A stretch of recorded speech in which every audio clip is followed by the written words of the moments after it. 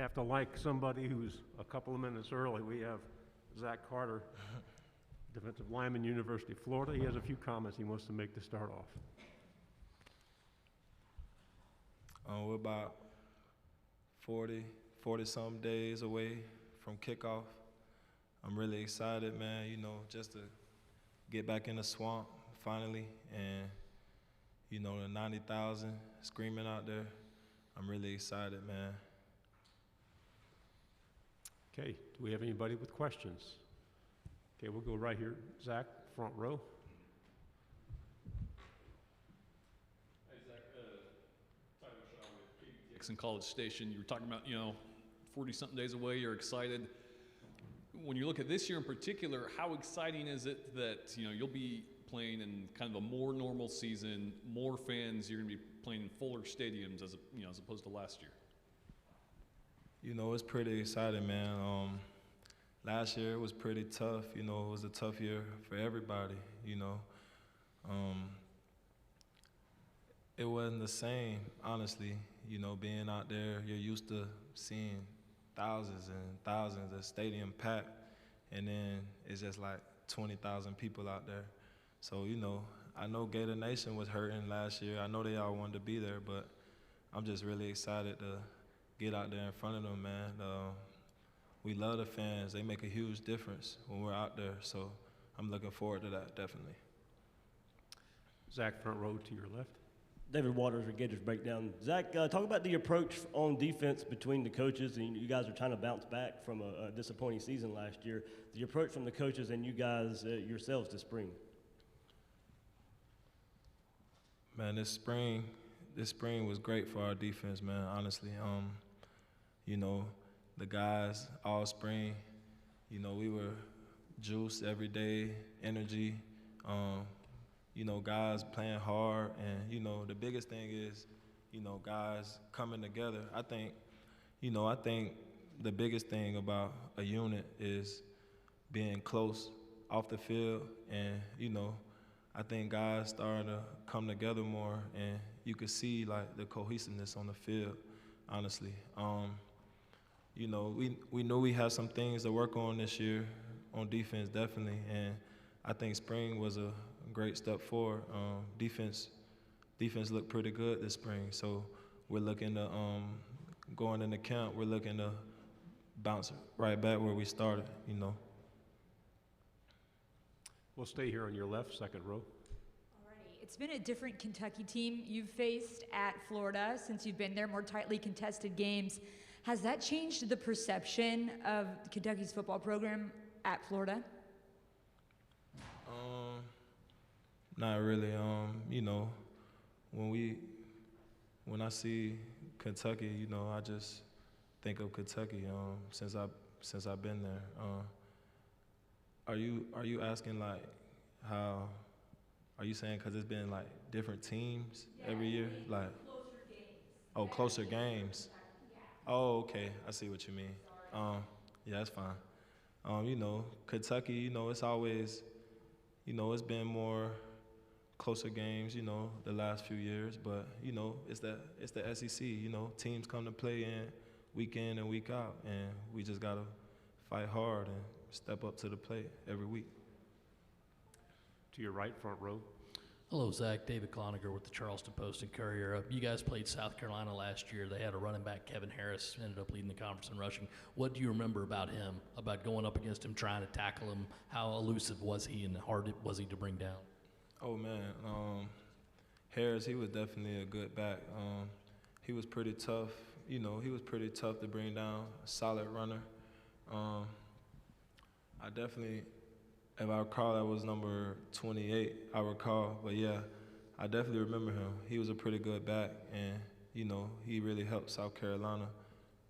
He kind of helped lead that offense last year. So, yeah, he's a pretty good back. To your left, second row, Zach. Hey, Mr. Carter. Chris Pinson, TV 20. For you entering this fifth year, you and Ventrell, the leaders on this team, how are you going to try and mold these young players to make sure this year is a lot different than last year, and that way, come September 18th, Alabama's ready to rock and roll against a pretty vaunted defense? Man, it starts on a everyday basis, you know, just creating that culture, you know, that we gotta do what we gotta do to get done. We know last year where we left off is not where we wanted to be, so we kind of had to raise the bar this whole off season, starting in the spring. And I think, you know, me and Ventrell have done a pretty good job of doing that. And, you know, it's not only me and Ventrell, it's other guys, you know, stepping up to the plate, and it's more leadership, you know, around the whole team. You know, guys are coming together, and I think we've done a pretty good job this offseason so far. To your right, Zach, second row. Hey, Zach, Mike Lucas with KX TV. Are you a fan of the proposed idea to expand the playoff to 12 teams, or do you like where it's at 4 teams right now? You know, when I heard about 12 teams, I kind of was like, that might have been too many. Personally, I was thinking like 8. I think 8 would be pretty reasonable, just because, you know, 12 games, you might have to play like three extra games, you know. So I was thinking 8 games would be more reasonable. Right here in the front row to your left. Zach, has there been a different approach from Coach Grantham and the defensive staff to help you guys bounce back from last year? Well, I'll say, you know, Coach Grantham and his staff, you know, our coaches, they show up every day and they coach us hard. You know, I say nothing has really changed. You know, we go on about our business every day. It's really how we attack the day, and you know, it's really how we go out there and handle our business in practice. You know, guys paying close attention to small details, little things that, you know, the margin of error is very small, and you know, we've been working on that this offseason. To your right in the back row. Zach, you know, a lot of the faces of the program are now in the NFL from last year. We all know Dan Mullen's a great motivator, but talk about the chip that your team has gone through this offseason program with to, you know, motivate yourself and maybe surprise some people this year. Well, yeah, you know, we see things that, you know, are said about the Gators and whatnot, but like I said, this offseason, guys' heads been down, and we just been focusing on accomplishing one goal at the end of the year. And you know, I think it's good going into a season with a chip on your shoulder, because you know, it just gives you something to fall back on. And when guys have chips on their shoulder, you know, I seen guys working harder than ever this year. So, you know, I think it's a good thing that we had that chip on our shoulder this year. And you know, we want people to be surprised this year. To your left in the back row.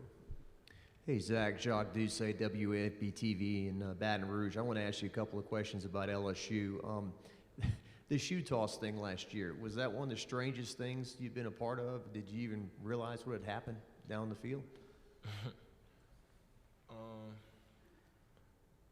I'll say, you know, I mean, I've never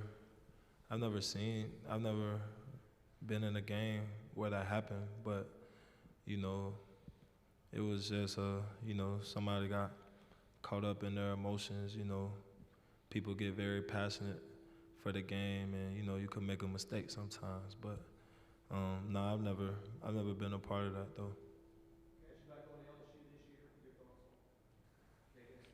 Oh, I'm excited to be back in Death Valley. You know, that's one of the great atmospheres in college football. So it'll be pretty interesting to go back there. We have time for 2 more questions. The first over here to your left. Zach, you guys are going to take on FAU to open the season at home in front of hopefully 90,000 screaming orange and blue fans. How exciting is that for you, and what's it going to be like, you think, to run back out in a tunnel with a normal circumstance of this season as opposed to last year? Honestly, I can't wait, man. You know, I think about it all the time, just because, you know, last year it was unfortunate not to have, you know, all those fans out there, but I'm telling you, man, I think about it every day. It's really the best feeling ever, running out that tunnel and running in the swamp. I'm really excited. Okay, our final question over here to your right, front row. Hey, Zach, right here. You moved more interior into the line now. Do you feel more comfortable there? Would you rather go back out to the end at times, or do you feel like you're pretty set now on the interior? I won't really like to put a label on myself, you know. I think I'm a pretty versatile player. You know, I like playing outside, you know, but wherever my team needs me, I fill in that role. But I kind of went back to playing more outside this year. Last year I had to play inside just to fill a little void at the beginning of the year, but as the year went on, they kind of moved me more outside, but I'll still be moving around. I'll still be moving around a lot this year. Following up on that, you talked about wherever your team needs you, and I'm sorry if you've already addressed this, but you chose to come back when you could have easily left. What went into that decision? Man, I just felt like we really had some unfinished business, and I wanted to be a part of that.